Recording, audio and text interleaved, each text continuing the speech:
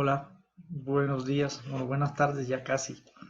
Hoy me quedé dormido porque estuve trabajando fuera de Quito durante durante 3 o 4 días y tenía que pegarme unas madrugadas tremendas. Yo necesito dormir un poquito, así que por eso no nos vimos hoy a las 10, sino a las 11. Verán, les cuento que me estuve reviendo un poquito el video anterior, el encuentro anterior que tuvimos, y me pareció un poquito caótico la forma en que hablaba, que explicaba, que saltaba de un tema a otro.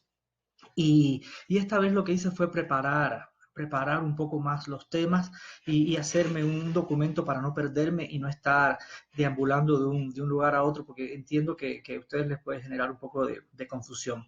Hoy quiero hablarles de dos géneros que son fundamentales, cruciales en la historia del teatro, que son la tragedia y el melodrama.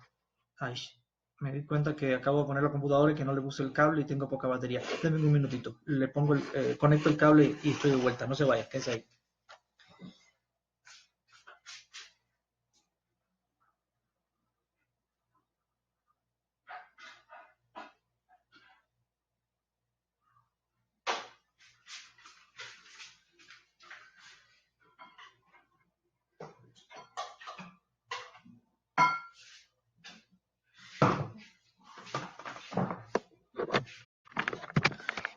Listo, perdón.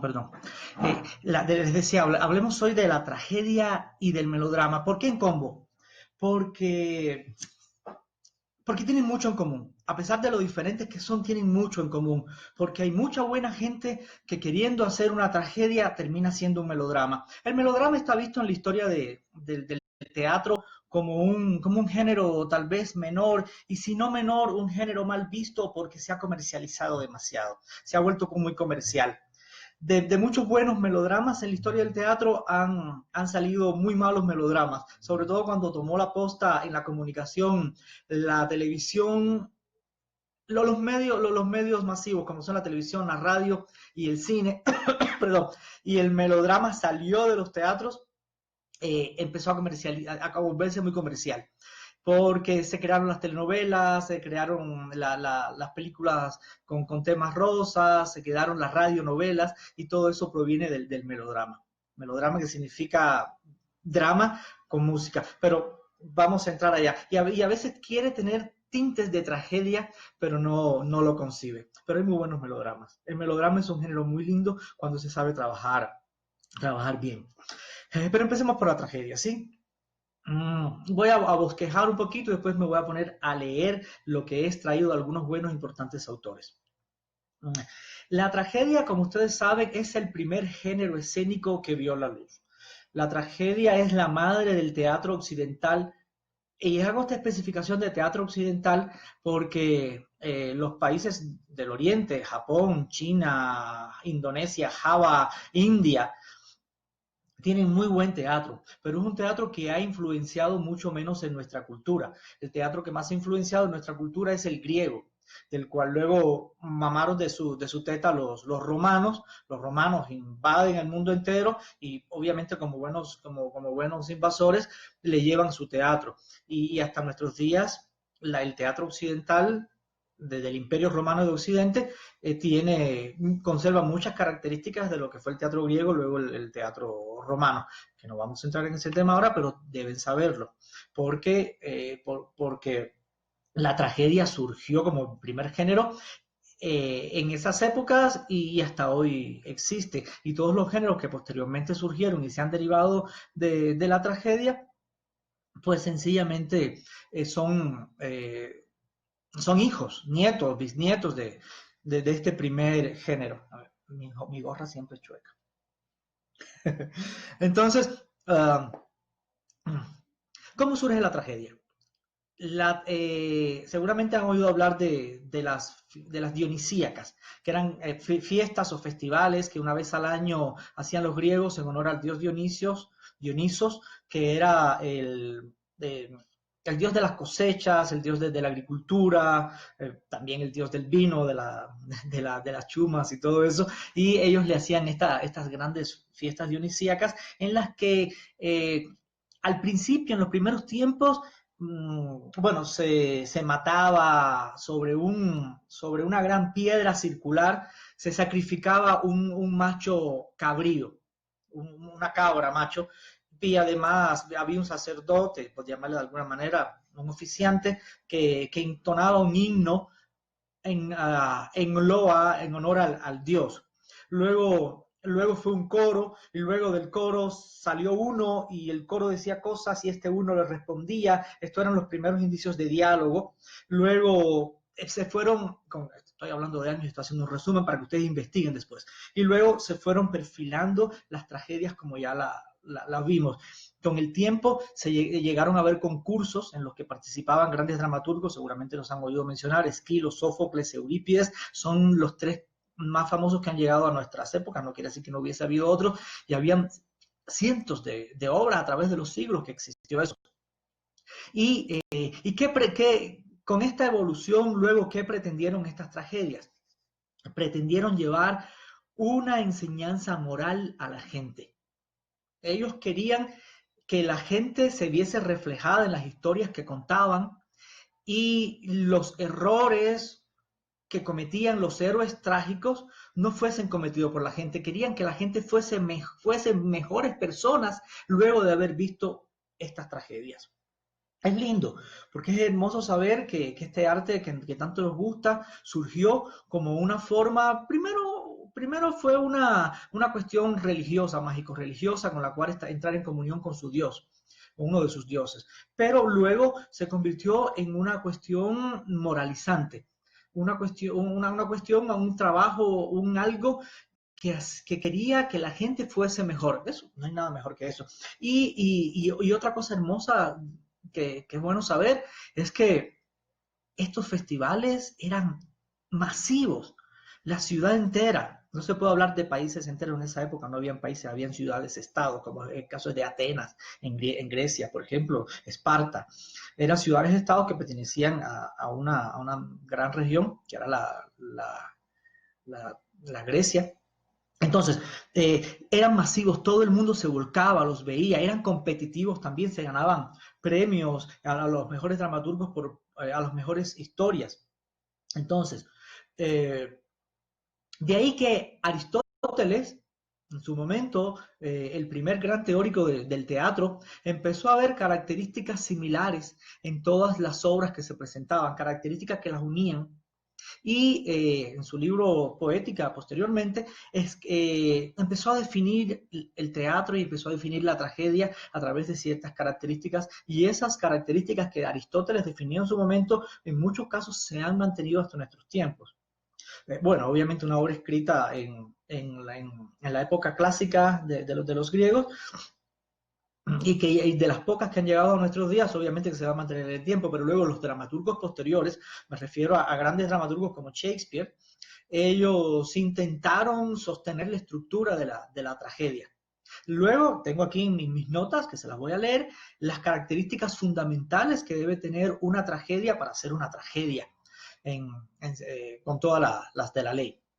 Pero bueno, decía que Aristóteles lo estudió porque vivió esa época y escribió las características fundamentales de la tragedia que se han sostenido hasta nuestros días, que se deberían sostener, y luego vamos a hablar de ellas y vamos a conocer si yo voy a montar una tragedia, si yo voy a escribir una tragedia, qué características debe tener esta para que sea una buena tragedia.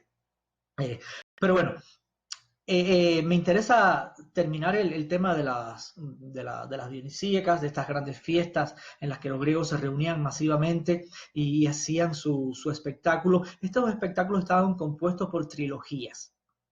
Eran siempre 3 tragedias que hablaban sobre casi siempre una misma historia. Una de las pocas trilogías, creo que la única que se ha sostenido, que fue descubierta en alguna biblioteca y que todavía la tenemos, es la Orestíada, o la Orestea también se le llama por ahí, que es la historia de Orestes y su familia, su madre Clitemnestra, su padre Agamenón, su hermana Electra, Egisto, que era el amante de Clitemnestra. Entonces tenemos las 3 grandes tragedias que cuentan toda la historia, y que cuentan como era normal, como siempre fue normal en la tragedia, la historia de este gran hombre, de un príncipe, de un rey, porque eso hacían las tragedias, contaban las historias de grandes hombres en las cuales el pueblo se iba a ver reflejado.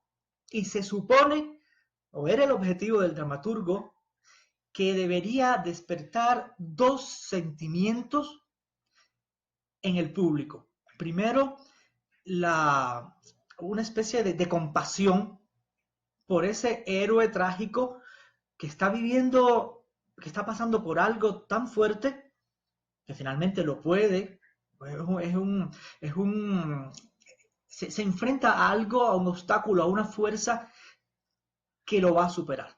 Él tiene toda la fuerza interna para luchar, pero desde el principio ya sabemos que esta fuerza interna no es suficiente y que este obstáculo lo va a vencer. Por eso es una tragedia, porque el héroe muere físicamente o al menos acaba emocionalmente o espiritualmente destruido porque se enfrenta a una fuerza muy superior a él. Llámese un dios, llámese el destino, o lo que querramos llamarle.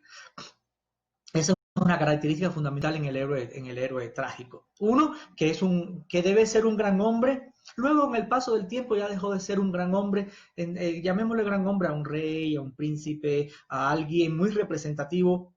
De alguna manera, hasta nuestros días, nos queremos ver reflejados en las grandes personas. Si nos gusta el fútbol, nos queremos ver reflejados en los grandes futbolistas. Si nos gusta la historia o la política, nos queremos ver reflejados en los grandes políticos de la historia. Si nos gusta el teatro, de alguna manera rendimos honores a algún gran dramaturgo. Y entonces eso pasaba también en esas épocas. Ellos se veían, querían verse el público como personas sencillas, querían ver sus vidas reflejadas en personas mucho más grandes y llegaban a sentir compasión. En eso estábamos, llegaban a sentir compasión por esta gran persona y terror. ¿Terror de qué? Terror de que esto mismo que le está pasando a este héroe trágico me pueda suceder a mí. Y es entonces cuando tiene lugar la purgación, también conocida como catarsis. Hablamos mucho en teatro, hizo catarsis, la catarsis, tengo que hacer catarsis. ¿Qué es la catarsis? La catarsis no es más que una combinación de sentimientos, emociones que el público debe enfrentar frente a una tragedia. Odio, no se hace catarsis frente a cualquier otra obra de teatro. La tragedia es la obra teatral purificadora en sí misma. En la que debemos identificarnos con el personaje, supuestamente debemos identificarnos, debemos sentir compasión por él y luego de la compasión, terror. Y esa mezcla de sentimientos, terror y compasión produce esa purga de emociones y sentimientos y se supone que salgamos del teatro siendo mejores personas. Esa es la característica fundamental que debe tener la tragedia, aparte de otras que las tengo aquí anotaditas y que las voy a ir viendo para que las voy a ir mencionando luego para que tomen nota. Si me lo permiten, voy a leer un poco, para no ¿cómo se llama? Divagar mucho sobre el tema. Les voy a leer un poquitito de algunas notas que he tomado de varios autores y de pronto en el transcurso de la lectura puedo ir comentándolas. Espero no se me aburran, ¿sí? Entonces, la tragedia. La tragedia es la forma más antigua del teatro escrito, eso lo habíamos mencionado ya. Siempre ha sido de carácter muy serio. Esto es una de las características fundamentales de la tragedia. Es de carácter serio, toma o aborda un tema serio. Si no tengo un tema serio, mejor no nos metamos en el campo de la tragedia, ¿sí? Entonces, toma o aborda un tema serio. Y se la cataloga entre las obras artísticas de mayor envergadura que ha dado el hombre civilizado. Su argumento presenta siempre el espectáculo de un gran hombre, un noble, lo que acababa de decir, que se debate ante obstáculos insuperables, al no poder hacer concesiones a las circunstancias. Él tiene que hacer lo que tiene que hacer, y no hay concesiones en la tragedia, ¿sí? Ante la circunstancia o ante las condiciones de su tiempo. Los griegos, por ejemplo, se hallaban en conflicto con los dioses. Los isabelinos, o sea, los de Shakespeare, los de la época de Shakespeare, con una falta dentro de ellos mismos. Esto puede ser también discutible.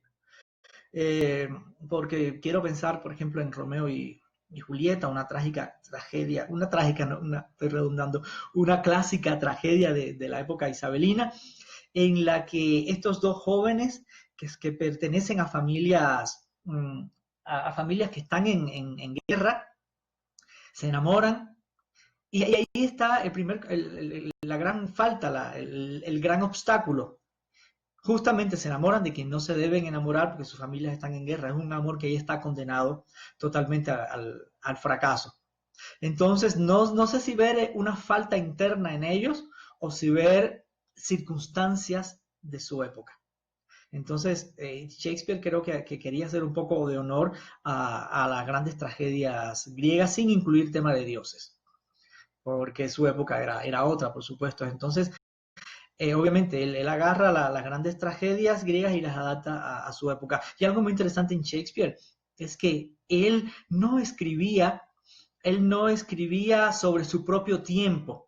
Él escribía sobre tiempos pasados. Él quería hablar de problemas de su época, pero utilizando la parábola histórica. Eso pasa también en Macbeth, pasa en El Rey Lear y muchísimas otras tragedias de Shakespeare. Y es interesante ver cómo, perdón, ver cómo muchos dramaturgos contemporáneos quieren exponer los problemas de su época reflejando su propia época. Y a veces caemos en el localismo, caemos en lo meramente circunstancial, porque no echamos mano de un recurso tan lindo y tan interesante como es la parábola histórica. Yo puedo decir mucho sobre mi época, pero contando una historia de épocas anteriores. Ya, me estoy desviando, vuelvo a la lectura. Entonces, repito, los griegos se hallaban en conflicto con los dioses, los isabelinos con una falta dentro de ellos mismos, y los modernos han encontrado el conflicto en su ambiente. Ejemplos de dramaturgos modernos. Pueden ponerme, por ejemplo, Lorca. Siempre pongo a Lorca porque es uno de los dramaturgos modernos que mejores aportes ha hecho a la historia del teatro, con excelentes tragedias, aunque hay críticos por ahí que no se atreven a catalogar algunas tragedias de Lorca como tragedias, sino quieren llevarlas al campo del melodrama o del drama, pero yo, sin ser un crítico reconocido, pienso que el teatro como todo evoluciona y no podemos seguir aferrados a los conceptos de tragedias que escribió Aristóteles y darle todo el beneficio del talento a Lorca y sus tragedias, pues son tragedias. Ya no querramos seguirlas comparando con las de Shakespeare o con las de Edipo, perdón, con las de Sófocles o de Eurípides, sabe Dios. Y actualmente los dramaturgos, incluso más nuestros contemporáneos que escriban tragedias, tal vez no van a seguir exactamente esas características, pero van a ser una tragedia correspondiente a nuestros tiempos. Sigo leyendo. De todos modos, la fuerza que inicia el conflicto es más poderosa que el individuo, el cual será siempre vencido. Si no es vencido el individuo por esta fuerza a la que se enfrenta, no estamos hablando de una tragedia. Eso sí, en tiempos griegos, en tiempos de Shakespeare o en tiempos modernos, la fuerza a la que se enfrenta el individuo siempre va a ser superior a él. El personaje principal o protagonista era hasta hace poco un individuo de alta categoría social. Estoy leyendo lo que ya les expliqué, pero bueno, en voz de un autor. El personaje principal o protagonista era hasta hace poco tiempo un individuo de alta categoría social o de alguna nobleza. Siempre los dramaturgos, hasta hace algunos años, escribieron sobre las clases altas. Las clases bajas como que no eran las clases pobres no eran su interés. Pero bueno, ya luego, después de la Revolución Francesa, que fue una revolución burguesa, empezaron a surgir surgió la burguesía como nueva clase dominante. La aristocracia tenía todos sus títulos nobiliarios, pero no tenía a veces la plata que llegó a tener la burguesía, que fue quien se asó con el poder y hasta ahora lo detenta, y empezó a surgir un teatro burgués. Y eran los burgueses los que se podían pagar los lujos del teatro. y empezaron a escribir sobre su propia clase. Y entonces ya los héroes trágicos dejaron de ser nobles, dejaron de ser reyes, príncipes, nobles, y empezaron a ser representantes de esta nueva clase social, la clase burguesa.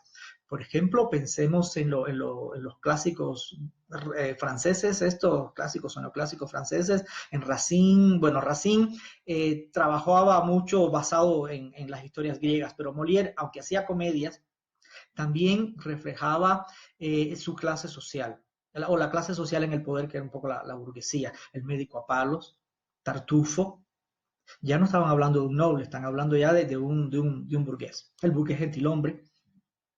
Sigo con mi lectura. A ver, el personaje principal o protagonista era, hasta hace poco tiempo, estoy repitiendo, un individuo de alta categoría social o de alguna nobleza. En obras más modernas ha sido el representante de una clase o de un grupo social, lo que acabo de decir. La tragedia despierta dos emociones características en su auditorio: la compasión y el miedo. Compasión por el héroe que parece sufrir injustamente y miedo de que las mismas circunstancias puedan resurgir en nosotros. El factor esencial de la tragedia es lo que Aristóteles denominó la catarsis o purificación emocional. Los traductores modernos lo han llamado purificación o purga de las emociones.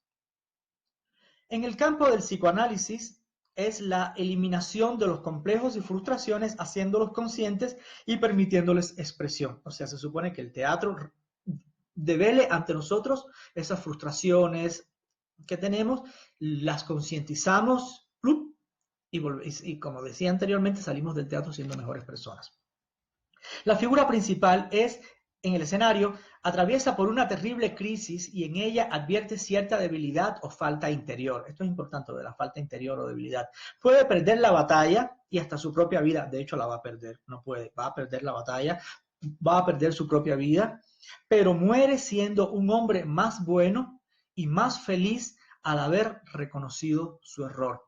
Eso se llama la iluminación. Ya un poco más adelante vamos a hablar del tema de la iluminación, que es una característica también que va a surgir en el héroe clásico. Justamente antes de morir entiende algo, se da cuenta de algo, nos transmite eso y muere, entre comillas, feliz. Un crítico, un gran crítico de hace algunos años llamado John Gassner, ha dado a este reconocimiento el nombre de iluminación. No significa ello la obtención de conocimiento, no es conocimiento a través de los diálogos o el surgimiento de alguna transformación, de alguna información que pueda alterar el desarrollo de la trama. Tampoco se refiere a nada concerniente a la acción o al diálogo, sino a algo más bien sentido. Es algo que siente el personaje, algo que nace en el personaje, sentido por el protagonista y que a través de él se transmite al auditorio. Gassner afirma que la compasión, el miedo y la iluminación se convierten en un matrimonio de la emoción y de la comprensión. Cuando hay la compasión, estos elementos de la catarsis que le decía, compasión, miedo y la iluminación en el héroe trágico, entonces se supone que estamos frente a la tragedia perfecta. Cuando el público con plena conciencia de sus propias frustraciones, inhibiciones, defectos personales o debilidades observa estos errores humanos a la luz del escenario, se purifica espiritualmente. Tal fenómeno actúa como una especie de confesión pública, aunque esto en sí mismo no es suficiente. Debemos tratar de ordenar nuestro ser interior, decidiendo ser mejores hombres o mujeres al salir del teatro y arrojar los elementos negativos de nuestro ser. Lo que hablaba al principio de este sentido purificante de la tragedia, de hacernos mejores personas, de salir del teatro siendo mejores personas, que era la gran meta de la tragedia en su época. En la literatura moderna existen muy pocas tragedias, dice este autor al que estoy citando. Hay muchas obras que lindan con la tragedia, pero pocas pueden equipararse con Hamlet, Edipo Rey, Electra, Macbeth, Rey Lear y otras famosas obras maestras. Dice este autor, es su opinión personal, yo la leo solamente, que la muerte de un viajante, largo viaje hacia la noche, Crepúsculo invernal, La casa de Bernarda Alba, Deseo bajo los olmos y Bodas de sangre son algunas de las obras que han suscitado gran controversia al tratar de precisar si han alcanzado o no la altura de la tragedia. Hablábamos de esto hace un rato también. Son obras de contemporáneos, no de modernos, de autores más cercanos a nosotros, que han intentado hacer tragedias. Los críticos más, digamos, más clásicos, más aferrados a lo antiguo, dicen que no llegan a alcanzar la tragedia, que más bien se quedan en los bordes entre la tragedia, el melodrama, el drama, y no llegan a alcanzar los grandes escalones de la tragedia. No sé, yo tengo mi opinión muy particular y digo, ¿por qué no? ¿Por qué no? Sencillamente que estamos tratando un tema serio, pero en condiciones modernas, condiciones más cercanas a nosotros. Veo que me están escribiendo, pero no puedo leer sus comentarios en este momento. Después los leo y les respondo, ¿sí? Entonces, para entrar, ya voy a terminar de leer esto, para entrar luego a los requisitos de la tragedia. Si quiero escribir una tragedia, dirigir una tragedia, ¿cuáles son los requisitos, las condiciones sine qua non, las condiciones fundamentales que debe tener una tragedia? Pero termino un párrafo. Realmente nos es visto ver la tragedia en el cine. En él es el deseo de usar trucos efectistas, la excitación, impedir llegar, dándonos en cambio el melodrama. A veces quizá de gran altura, pero melodrama al fin. Hay un gran tema con los críticos de teatro con el melodrama. Siempre, aunque traten de no hacerlo, incluso también me pasa a mí un poco, tratan de poner el melodrama como un género menor. Y es un lindo género, pero bueno, comparado en la forma de expresar sus ideas y en la forma de llegar a la gente, obviamente no alcanza el vuelo de la tragedia. Si estudiamos las tragedias de todos los tiempos, encontraremos que es posible extraer cinco principios fundamentales. Cuando un dramaturgo falla, aunque sea en uno de ellos, el drama ha abandonado el reino de la tragedia pura. Vamos a ver cuáles son estos 5 elementos fundamentales para identificar una tragedia. De pronto se pueden poner como tarea con las obras que les he mencionado anteriormente, digamos Edipo Rey, Macbeth, en el caso de Shakespeare, Bodas de sangre, o incluso Yerma de Lorca. Intenten buscarlas, léanlas y miren a ver si cumple con estos 5 requisitos que les voy a dar ahora, ¿sí? Número 1. La obra debe tratar un tema serio. Esto es fundamental. Debe tratar un tema serio. Si no estoy frente a un tema serio, no voy a llegar nunca a estar en el campo de la tragedia. 2. El protagonista debe ser un gran hombre o el representante de una clase determinada. Es decir, debe representar algo más que al simple individuo. Si voy a escribir una tragedia, no debo escribir una tragedia sobre una persona cualquiera. Debo escribir a alguien que represente a muchas personas. Creo que eso se explica en sí mismo. 3. Los incidentes deben ser absolutamente honrados. ¿Qué quiere decir incidentes? Voy a terminar de leer y luego lo voy a explicar. Ya. Los incidentes deben ser absolutamente honrados y sin que aparezca el elemento de la coincidencia o de la suerte. Ocurrirá lo que deba ocurrir. ¿Qué significa esto? Que uno de los elementos de los que más ha abusado el melodrama es el elemento de la casualidad. Sí, hemos visto mucho melodrama, mucha tragedia donde el malo se esconde detrás de la puerta o de la cortina y escucha lo que no tiene que escuchar. Justamente esto me está recordando un pasaje de una de las grandes tragedias de Shakespeare, que es Hamlet. ¿Recuerdan? Creo que es Polonio, el personaje que se esconde detrás de la cortina y está escuchando y que Hamlet sin querer lo mata, lo atraviesa con la espada. Pero bueno, luego este tipo de características, de este tipo de situaciones, las tomó el melodrama y abusó de ellas, del elemento suerte, el factor casualidad. El melodrama abusa de la casualidad, mientras que la tragedia no puede utilizar el elemento suerte, sino el elemento causa-efecto. Lo que está sucediendo va a provocar el siguiente efecto. Y hablamos de la causalidad más que de la casualidad. Causalidad, casualidad. Entonces, repito otra vez, los incidentes deben ser absolutamente honrados y sin que aparezca el elemento de la coincidencia o de la suerte. Ocurrirá lo que deba ocurrir, sin miedo, aunque esto nos lleve hasta las últimas consecuencias. Vamos al cuarto elemento fundamental de la tragedia. Las emociones fundamentales las emociones fundamentales que debe provocar en el público son compasión y miedo. Compasión por el protagonista y sus sufrimientos y miedo de que lo mismo nos pueda ocurrir a nosotros. Esta es la cuarta característica de la tragedia, debe provocar esta catarsis. 5. La famosa iluminación. En el momento final, el protagonista es derrotado. Si no muere o si no queda hecho pedazos, no es tragedia, señores, ¿sí?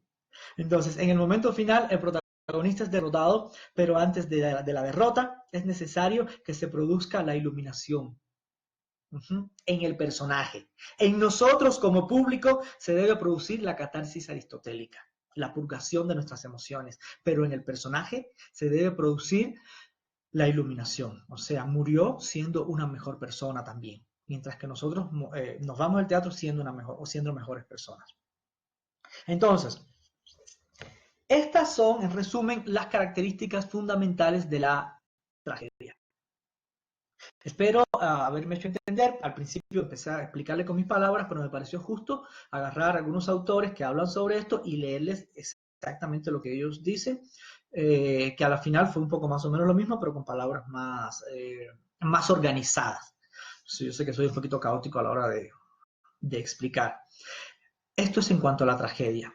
Pero yo he querido meter en combo hoy la tragedia con el melodrama. ¿Por qué? Porque, como explicaba al principio, queriendo hacer mucha tragedia, acabamos muchas veces haciendo melodrama, porque se parecen un poco. A pesar de que, como expliqué en el encuentro anterior, la tragedia es un género realista, mientras que el melodrama es un género no realista, justamente por este abuso de la casualidad y que las circunstancias que se dan son demasiado forzadas, y cuando uno lo compara con lo posible o con lo probable, pues sencillamente mismo no. Entonces, por eso el melodrama cae dentro del campo del teatro no realista, pero no obstante ello, tragedia y melodrama tienen mucho en común. Y yo quiero continuar hablando a continuación del melodrama, ya que lo hemos comparado muchísimo con la tragedia en palabras anteriores. Voy allá. Vamos entonces. A ver, un momentito, me perdí. Perdón. Ya, entonces. Primero vamos a hablar en términos generales y luego vamos a la lectura. El melodrama, al igual que el camino del infierno, está empedrado de buenas intenciones. Lo que pasa es que los autores, los productores de melodrama, hacen muchas concesiones. ¿A quién le hacen las concesiones? A nosotros, al público. Porque el melodrama busca un poco brindarnos una realidad paralela. Que aquellas cosas que hemos querido vivir y no hemos podido vivirlas, las vivamos a través del melodrama. Esos grandes amores, esas grandes pasiones, esas, digamos, esos finales felices que siempre todos queremos, ese romanticismo con el que todos soñamos, diga que ustedes no, y que la tragedia muchas veces no nos permite vivir, el melodrama nos permite vivirlos. Entonces por eso vemos que tanta gente es adicta al melodrama. Por eso las telenovelas, sobre todo las radionovelas también en su momento, son y han sido, de los géneros más populares. ¿Qué pasa? ¿Qué pasa? Es que cuando se hace demasiada concesión se cae en el populismo o se cae en lo barato, se cae en lo no educativo, se cae en la emoción sustitutiva, se cae en el comercialismo, porque quiero que la telenovela tenga 100 capítulos para que la gente esté durante un año entero pegada a la tele y me consuma los comerciales que le pongo entre una cosa y otra. Y entonces es donde caemos en las pasiones más bajas dentro de las artes escénicas. Y no estamos educando a la gente, las estamos más bien embruteciendo. Pero bueno, repito, un buen melodrama con un final feliz, ¿por qué no? También los personajes y nosotros tenemos derecho a finales felices, pero bien tratado puede ser muy, muy lindo. Voy a leer un poquito de las características del melodrama y las vamos a ir comentando para que ustedes puedan reconocerlo cuando están frente a ellos. El melodrama. Mientras el dramaturgo, esto es muy, muy interesante, me gusta mucho este autor, me remito mucho a él porque lo explica de una manera muy, muy chévere. Mientras el dramaturgo trágico dice, ¿qué es lo único que este personaje puede hacer ante tales circunstancias? Repito, ¿no? ¿Qué es lo único? No tiene otra opción que el personaje puede hacer ante semejantes circunstancias. El dramaturgo que está escribiendo una tragedia se pregunta eso, ¿no? El autor del melodrama más bien se está preguntando, ¿qué efecto será más sensacionalista? ¿Ah? Y luego se pregunta el dramaturgo del melodrama, ¿cómo haré para que aparezca lógico lo que hacen los personajes? Primero, ¿qué será lo sensacionalista? Y luego, ¿cómo lo presento como si fuese lógico? Esto hace que el carácter de los personajes en este tipo de dramas sea incongruente. Una salida sigue a la otra y la exaltación que se produce hace que el del melodrama uno de los géneros dramáticos más entretenidos y populares. Obviamente que lo es, porque me está dando todo el tiempo aventura, me está dando emociones, me está dando lo que no vivo yo a diario, me lo está dando en la vida de estos personajes. Entonces me siento frente a la tele o en el teatro o en el cine y vivo a través de estos personajes. Sigo. Más del 90% de las películas serias o de las obras televisivas son melodramas, dice este autor. Aunque la mayoría esté tan bien disfrazada que mucha gente se indignaría si le dijéramos si se trata de melodrama.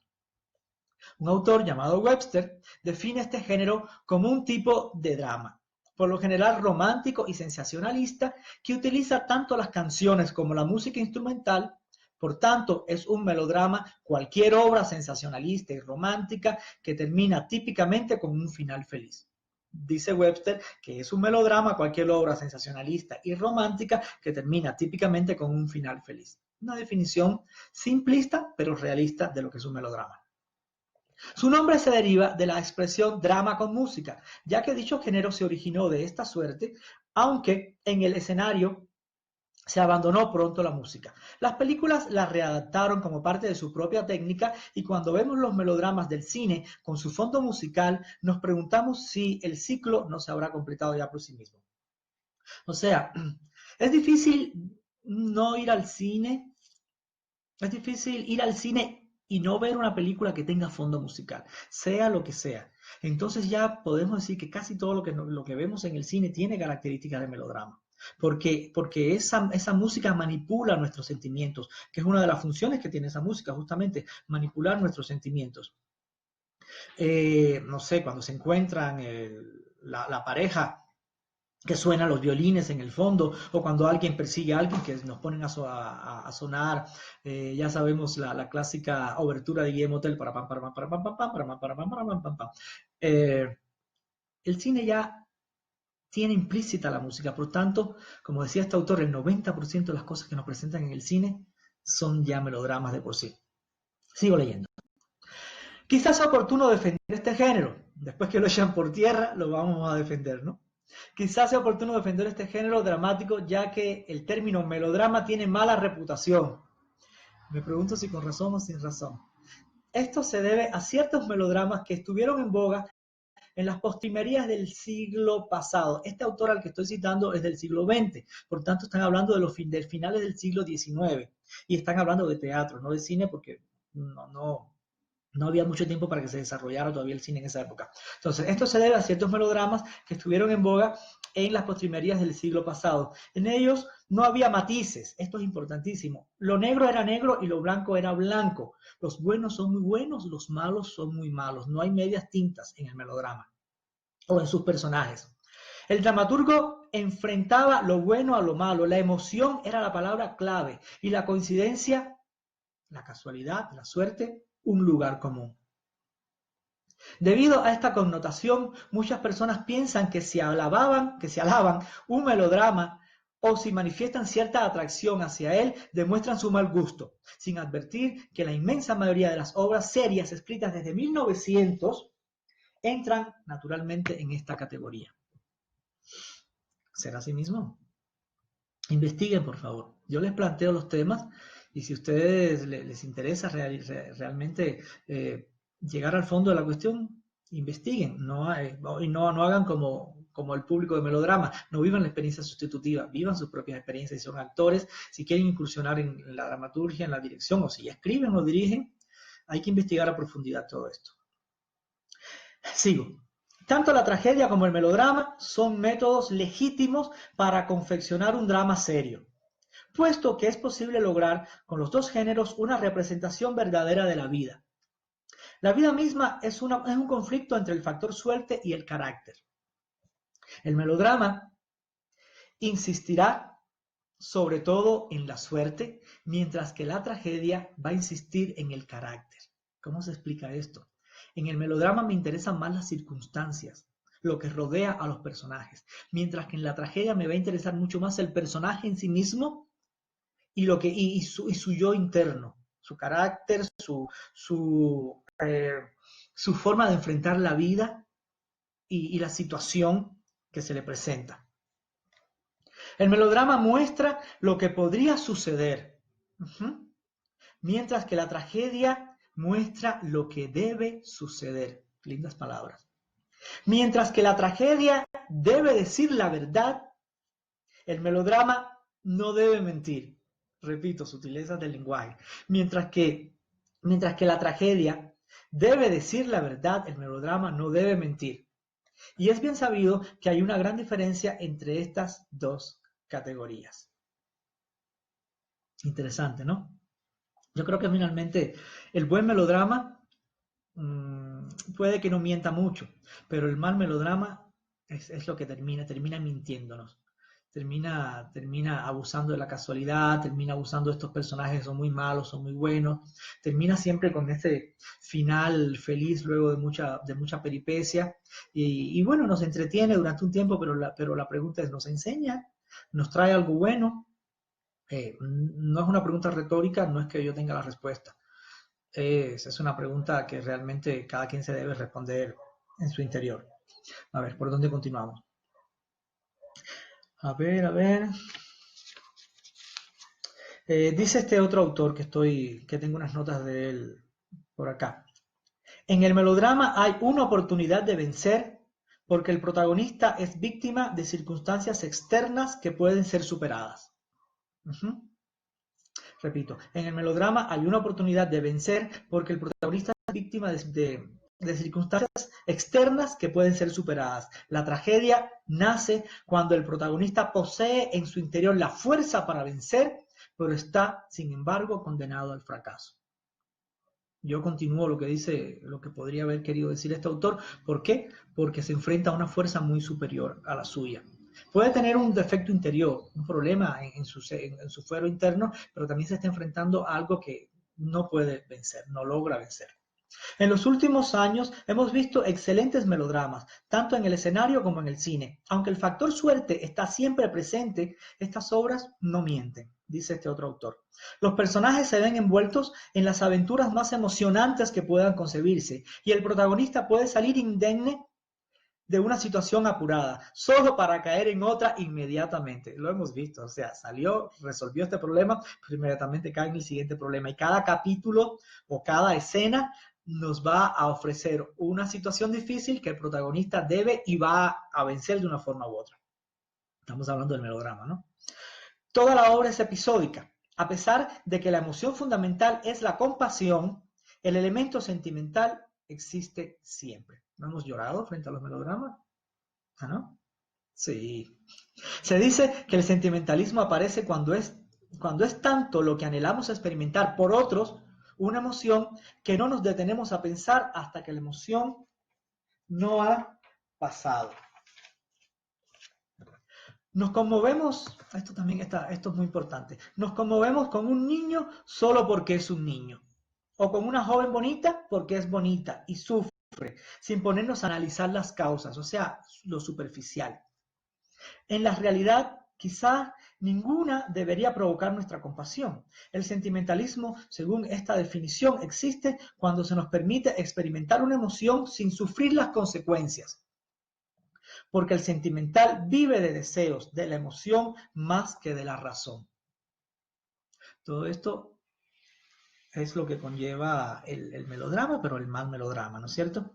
Observa solo lo que quiere observar. Para él la vida es un conflicto entre lo bueno y lo malo sin matices. Evita usar la inteligencia y aplicar los hechos a una situación, o trata de no meditar sobre ella porque se apoya únicamente en los sentimientos humanos. Las historias preferidas son aquellas en las que un joven héroe lucha por ser honrado en medio de un mundo de mentalidad comercial. La inocencia de la infancia, los grupos minoritarios explotados, la lucha y el éxito de gente pobre pero honrada. Mariana del Barrio. La maternidad, la rehabilitación de los jugadores, de los gángsters, de las prostitutas y de los borrachos, la salvación del hombre avaro y malvado cuya alma es redimida por el amor de un niño. Esos son los temas fundamentales que aborda el melodrama. El sentimentalismo es un elemento importante del melodrama. Puede existir el miedo, pero en una forma pasajera y superficial. Nos interesan más las circunstancias y la situación que las complicaciones de los personajes que aparecen. El sentimentalismo controlado es capaz de un gran poder emocional. Usado con desenfreno, lo único que provoca es la mentira. Siendo los personajes del melodrama completamente inauténticos, los espectadores pueden colocarse en el papel de cualquiera de ellos, obteniendo así una mayor satisfacción sustitutiva. La trama parece ocuparse de seres encantados porque el final es casi siempre feliz. Este es el principal atractivo del melodrama para el público común y corriente que gusta del cine, la televisión o el teatro. El melodrama le produce una excitación y una felicidad de que frecuentemente carece en la vida cotidiana, ya que por regla general el protagonista vence. En el melodrama nunca surge la iluminación tal y como la hemos definido anteriormente cuando hablábamos de la tragedia. Como en la tragedia, en el melodrama hay 5 principios básicos para su estudio.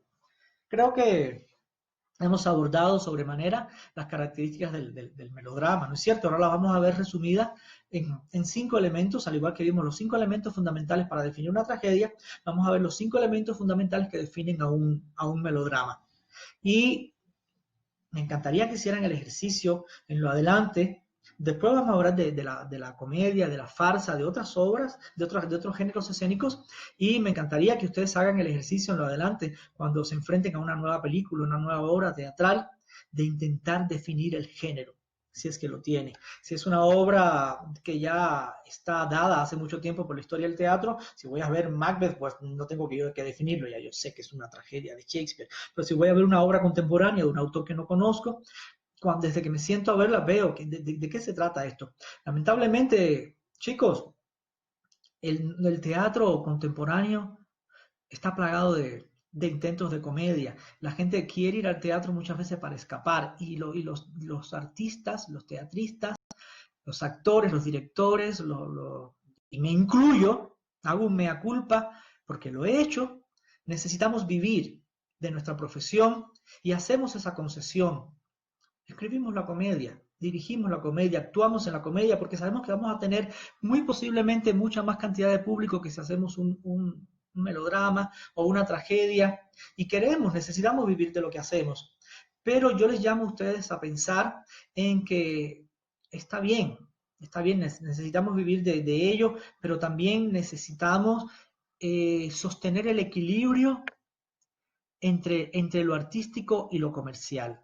En un mundo perfecto, el equilibrio entre lo artístico y lo comercial haría que todo el mundo que le gusta el teatro fuera al teatro y viera una buena tragedia y saliera con el mismo disfrute que sale de ver una comedia. Que fuesen al teatro a ver un melodrama y saliera con la misma calidad emocional, con la misma diversión emocional que cuando va a ver una comedia. Y lo he comprobado en mi ya muy pronto 21 años de carrera, ya he puesto en escena muchos géneros y he visto cómo la gente sale feliz del teatro con una buena tragedia, con un buen melodrama también, y no necesariamente es comedia. Entonces, no digo que no hagamos comedia, yo hago comedias, pero intento que sean comedias como con un trasfondo serio, cuando la gente sale divertida, pero sale pensando. No hagamos la concesión de dejar atrás las ideas por la pura diversión, por la pura risa. Ya, ese era el consejo del día.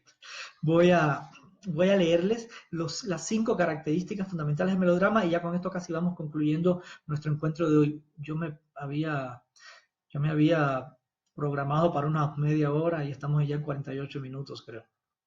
Sigo. Requisitos del melodrama. 1. Trata un tema serio, al igual que la tragedia y que cuando veamos la comedia también, el melodrama trata un tema serio. Número 2.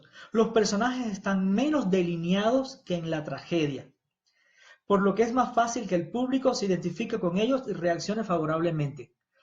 Perdón, desayuné hace poco.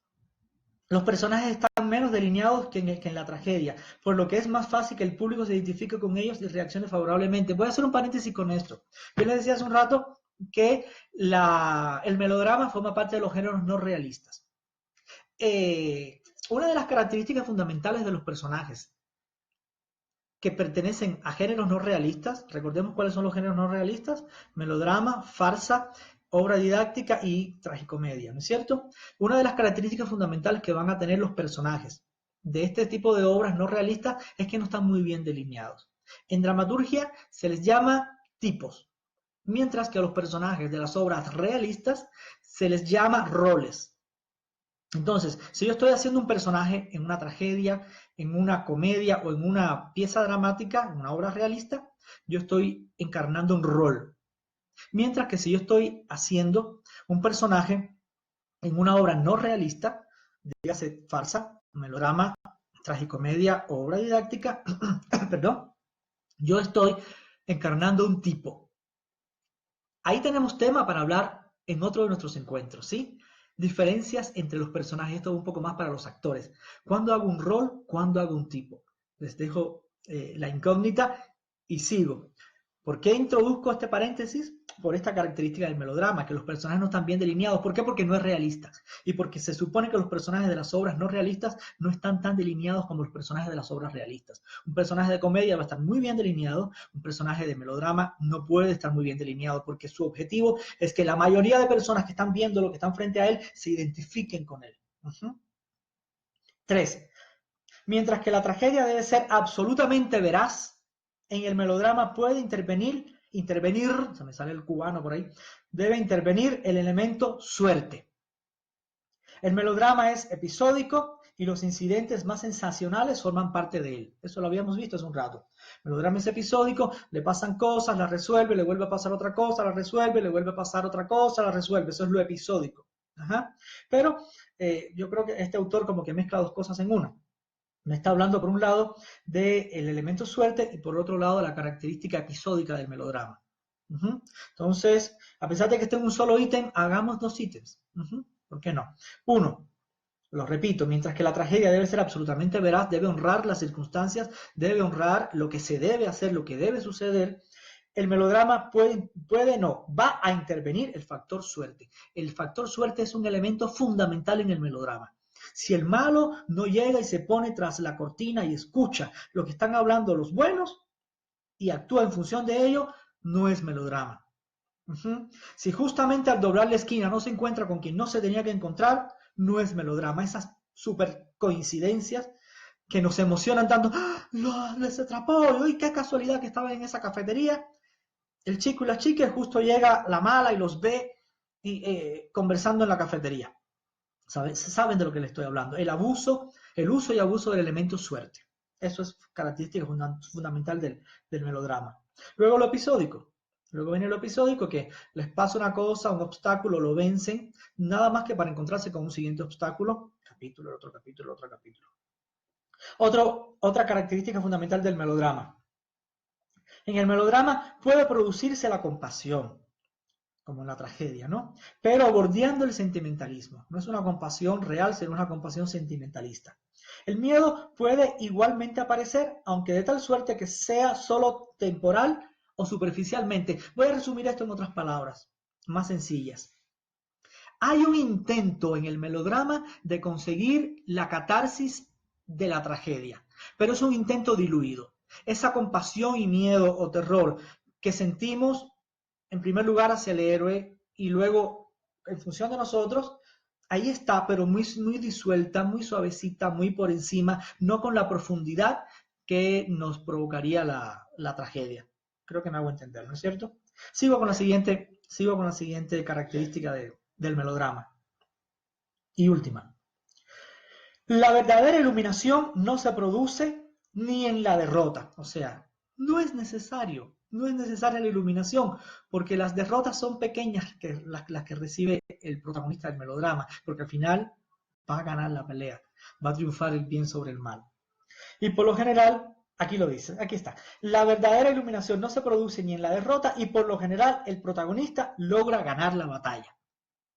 Esta es una característica fundamental que diferencia a un melodrama de una tragedia. Mientras que el héroe trágico va a morir o va a acabar destruido emocionalmente, espiritualmente, el héroe melodramático va a triunfar, debe triunfar y va a salirse con la suya. Que esta es una característica también de la comedia cuando la veamos. El melodrama toma de la comedia el hecho del triunfo del bien sobre el mal. Entonces, estamos cerrando ya vamos para la hora. Y sí, ya, nos queda un poquito. Es siempre posible justificar un buen melodrama, ya sea que se le considere como un mero escape o como una experiencia teatral artística. Como escape, tiene una enorme popularidad entre las masas, lo sabemos, nos encantan, yo me incluyo. Les confieso que soy obsesivo y fanático de las series. Ya no veo tanta telenovela, vi mucha telenovela en otras épocas, me gustaban las telenovelas brasileñas, con las mexicanas no puedo, con las venezolanas tampoco, pero las brasileñas me encantaban porque utilizaban muchos otros elementos que iban más allá del melodrama, utilizaban mucho de tragicomedia, pero yo me alimento mucho de melodrama y me encantan las series. Ya se me acabaron las series de Netflix y estoy ya, ¿cómo se llama? Estoy obsesionado con Lost. ¿Han visto Lost? Total, un melodrama tremendo que utiliza muchos elementos de la tragedia también. Se honra bastante los elementos de la tragedia porque muchas veces sucede lo que tiene que suceder, pero el elemento de la casualidad está súper presente. Entonces, no les estoy haciendo una crítica, ni sería incapaz de hacerlo porque me estaría criticando a mí mismo. Los melodramas cumplen su función, nos entretienen, nos gustan. Y yo los veo también. Pero tenemos que saber que lo que estamos viendo está concebido para eso, para emocionarnos, para engancharnos, para que sigamos ahí pegados. Y ya luego es nuestra decisión si jugamos con esas reglas o no jugamos, ¿sí? Entonces, repito, es siempre posible justificar un buen melodrama, ya sea que se le considere como un mero escape o como una experiencia teatral artística. Como escape, tiene una enorme popularidad entre las masas, puesto que les permite olvidar sus propios problemas. Cuando se presencian los problemas de otros, la experiencia es siempre sustitutiva. No existe ninguna tensión ni sufrimiento por parte del público. Bueno, de eso no estaría tan seguro. Esta es la razón fundamental de la preponderancia que se ha otorgado a los melodramas en los programas de cine y de televisión. Como críticos debemos valorar ambos tipos de drama en su propio ámbito de diversión teatral, considerando a cada uno de ellos como un medio legítimo para relatar una historia seria. Entonces, finalmente, al final, este autor, después que raja y habla tanto del melodrama, lo vindica, lo reivindica y nos dice que también es un medio válido. Y yo les digo también que es un medio válido, siempre y cuando tengamos conciencia de lo que estamos viendo y de que lo que están tratando es de entretenernos, de mantenernos ahí pegados, y nosotros aceptamos, hacemos un contrato tácito con quienes lo están ofreciendo. Sí, está bien, yo me voy a dejar entretener por ti y lo voy a ver. Y la experiencia que estoy viviendo es sustitutiva. Yo creo que he hablado demasiado, llevamos unos 55 minutos. Espero les hayan quedado claras las características de la tragedia, las características del melodrama. Lo hemos visto de forma comparativa, porque a veces es bueno no ver las cosas en sí mismas, sino comparadas con otras para poder tener elementos de comparación. Cualquiera diría, pero bueno, mejor comparar la tragedia con la comedia. Pero sería muy fácil, muy sencillo, porque la comedia y la tragedia tienen características tan diferenciales que cualquiera puede ver una comedia, ver una tragedia y diferenciarlas, pero no es igual que coger un melodrama, coger una tragedia, intentar separarles, porque hay muchas cosas que las unen, pero debemos ir cortando por lo sano y ver cuáles son las cosas que en vez de unirlas, las separan.